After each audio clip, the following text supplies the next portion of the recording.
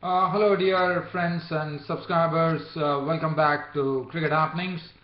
Well, we know that cricket is at a lull right now. We all know that Christmas is drawing near, the Boxing Day. So we know the Boxing Day test matches are always special. There are 3 test matches which are going to happen, we all know that. But as I said, there is a lull as far as cricket proceedings are concerned. But yes, definitely, as you know, this is a Cricket Happening show. It's a daily cricket show, so I have to definitely speak something about cricket. So I'll definitely do that. So what I'm going to start with is I'm going to start off with a Big Bash League which is happening in Australia. And today there was a match being played between Perth Scorchers and the Adelaide Strikers. This was played it was a day-night encounter which happened at the Wacker in Perth, in the fast pitch, the pacey, bouncy pitch. Perth Scorchers were the ones who the match was actually won by Adelaide Strikers. It was a very close game, one could call it, because it went all the way down to the wire, and finally Adelaide Strikers pipped the Perth Scorchers to actually take the match, as they won the match by 1 wicket. Perth Scorchers batted first, and the top 3 really did something for them, and the highest scorer was Michael Klinger, who made 49 of 33 deliveries with 7 fours, and the openers Michael Carberry contributing 27 of 35 deliveries with 2 fours, and Harris contributing 26 of 19, 3 fours and 1 6. But other than that, there was not much ammunition left in the tank for Perth Scorchers, and they started losing wickets pretty cheaply. Adam Vokes was dismissed for 2. Alan Turner was out for 12 of 9 balls with 1 6. Ashton Agar was out was not out on 12 of 7 balls with 1 6. Sam Whiteman, the wicketkeeper batsman, was out for 10 of 8 deliveries with 1 4. Ty was not out for 5, and Yasir Arafat was not out on 5. And Perth Scorchers had to be content with a score of 146 for 7 of their 20 overs. Bowling, Johan Botha had 1 for 25, but Kane Richardson was the pick of the bowlers. 4 overs, no maiden, 3 for 31. Kieron Pollard bowled 1 over where he gave away 11 runs. He never bowled after that. Lawford 3 overs, 15. Adam Zampa, the leg spinner, promising leg spinner from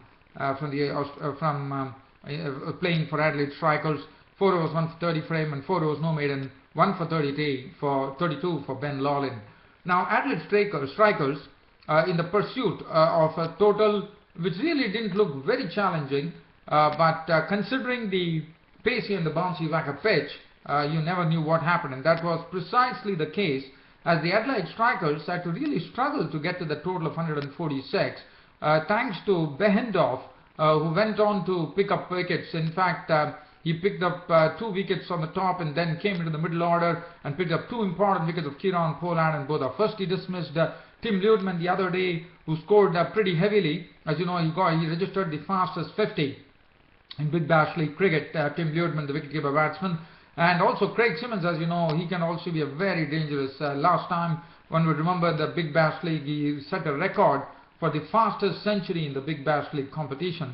And these are the 2 explosive players out in the middle for Adelaide Strikers. Well, they added 27 in 3.5 overs. After that, once that was over, wicket started 2. As I said, Behendorf was the one. Jason Behendorf was the one who actually picked the wickets. He first dismissed Ludeman for 7. In fact, dismissed Simmons for 12 of 9 balls with 1 4, and then Ludeman was into the pavilion out for 17 of 21 balls with 2 fours. And then it was only Brad Hodge who tried to really try to trade the wicket and try to get some runs. Well, he was the highest scorer with 42 of 36 balls with 5 fours and 1 6. Travis Head was out for 12 of 11 balls with 1 4, and then Kieron Pollard could contribute only 15, but Behendorf came in and picked up a very important wicket of Kieron Pollard by clean bowling him for 15 of 11 balls with 1 4 and 1 6, and Johan Botha was also bowled by Behendorf for 4, and after that it was pretty tough going for the Adelaide Strikers, as they lost Ross for 4, they lost Lawford for 4, and then Kane Richardson was run out for 12, and it all came down to the last over.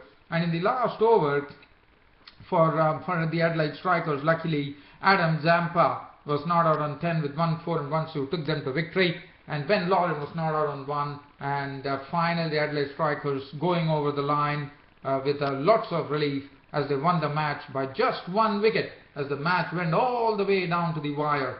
As far as the bowling is concerned, Turner 3 overs 1 for 20, but Bandorf was absolutely the pick of the bowlers. In fact, he took away the player of the match, and why not? He bowled excellently, I thought. Bandorf 4 overs no maiden 4 for 22 for Jason Bandorf. Tyke 4 overs 1 for 23. Yasir Arafat 3.4 overs no maiden 1 for 26. Muirhead 4 overs 1 for 38, the leg spinner, and Ashton Agar bowled 1 over for 8 runs. So that was as far as this particular match was concerned. So it was a very close match, and in the end, Adelaide Strikers were the ones who prevailed over the Perth Scorchers, so actually defeated at home by 1 wicket. Well, so from here, I'm heading towards some cricket news here. Now, the cricket news that we are talking about is, again, we are keeping the eyes still fixed on Australia. As the news which comes in, there's Mitchell Johnson, who really rocked India the other day on the fourth day, and really rocked them with 3 quick wickets.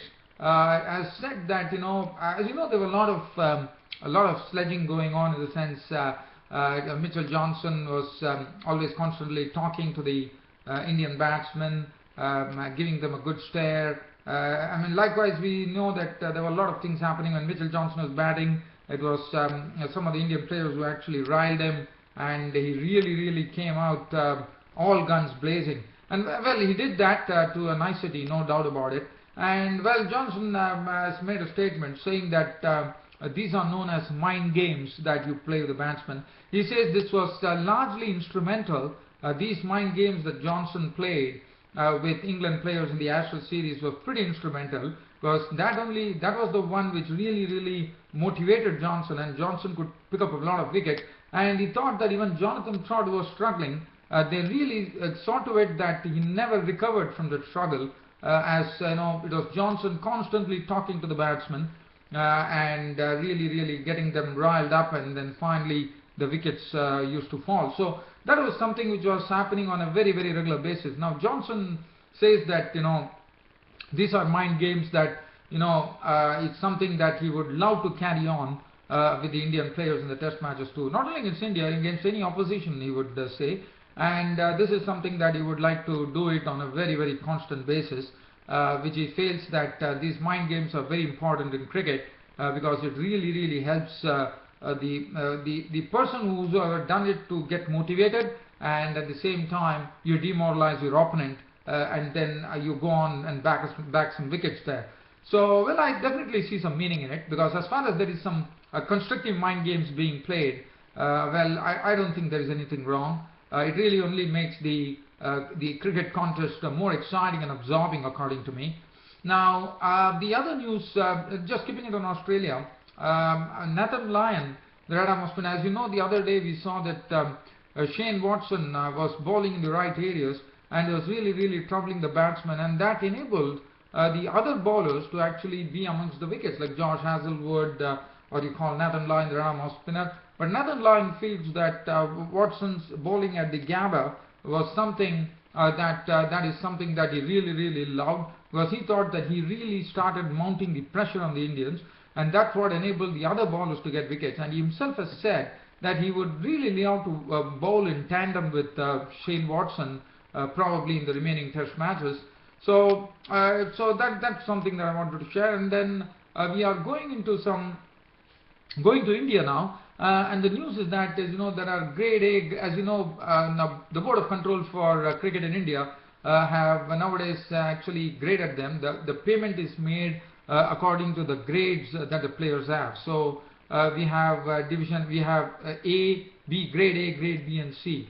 Now the surprising, as you know, in fact it was Bhuvneshwar Kumar who has been promoted. In fact he has been given an A contract, and he is joining some big names there, MS Dhoni, because grade A is someone who is more experienced, but that really says that Bhuvneshwar Kumar is a real player for the future, and BCCI are having their eyes fixed. And let me tell you whose place he has taken. That is something pretty important to know, because he has taken a place of a very famous personality, and that is none other than Sachin Ramesh Tendulkar, who has retired.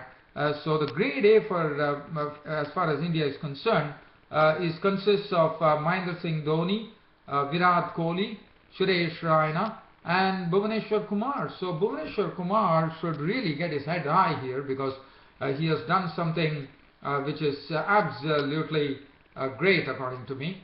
He has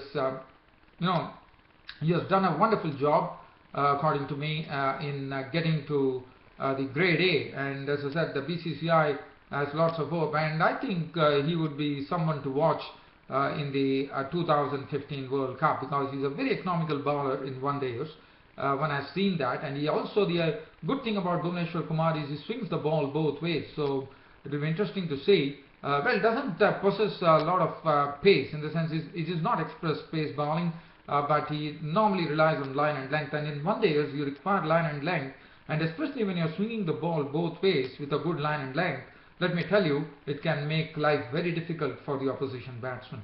So Bhuvaneshwar Kumar will be very happy with this. As you know, he's not playing in the tour against Australia because of his injury. But I thought, it's something, a great credit for Bhuvaneshwar Kumar to have made it to grade A. Now grade B is consisting of other players like Pragyan Oja, Vijay, Cheteshwar Pujara, Ravindra Jadeja, Ishan Sharma, Shikhar Dhawan, Umesh Yadav, Rohit Sharma, Ajinkya Rahane, Ambati Rayudu, Mohammad Shami.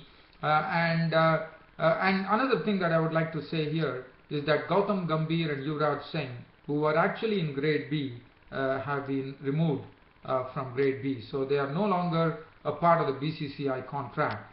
So that would be something that Gautam Gambhir and Yuvraj Singh would be pretty hard pressed. In fact, in the sense they would be pretty sad about it. But well, they have gone by form here. And also the grade C consists of all those players. I need not really talk about it. There are a lot of players there. And Dinesh Karthik and Jaydev Unadkat are out of grade C. So Dinesh Karthik, one does not know, probably his form is not so good in the domestic tourneys in India. So that's the precise reason he has also been left out of the team, left out of the contract list, unfortunately. Well, other than that, dear fans, I'm just trying to see whether is there any other cricket news that I could cover. I think that almost is bringing an end to my cricket show. As I said, it's a real lull as far as cricket is concerned till such time the Boxing Day dawns, because Boxing Day is the one where we'll have 3 test matches at various venues, as I spoke to you yesterday. Well, dear fans, subscribers, always very exciting to share the cricket happenings with you on a daily basis. Thanks for your company, thanks for your tremendous support to the cricket show. Keep it going, and your host Ram will be seeing you tomorrow on my next cricket happening show. Until then, it's goodbye for the day. Thank you.